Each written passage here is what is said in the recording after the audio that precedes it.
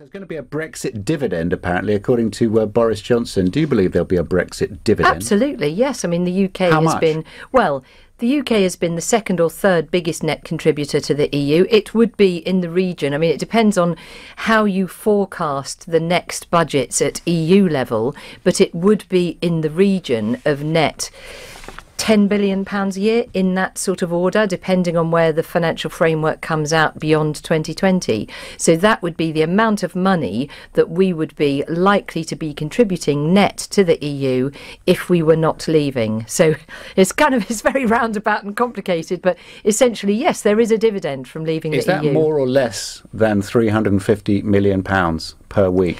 Well, the £350 million is a huge sum of money, and that is in effect the gross amount of money that the EU was requiring the UK to pay each week as a member of the EU. Now, off that, you have to take the rebate that was negotiated by Margaret Thatcher, but that was given to us by the EU. It still doesn't, they don't have to do that. And of course, the subsidies that we receive in the UK for things like farming and structural funds and so on. But the net sum is in the region of £10 billion. It should never have been on the side of the bus, though. I mean, we'll never get over that, will we? The fact that some people will always consider that a great deception.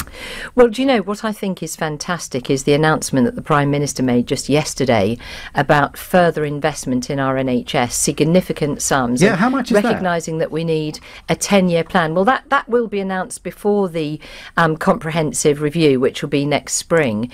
And so there will be a very long-term funding plan for the NHS. And of course, the point is that dividend that we get when we leave the EU, we will be able to spend on our priorities, and very clearly one of those priorities for the... We will make America great again.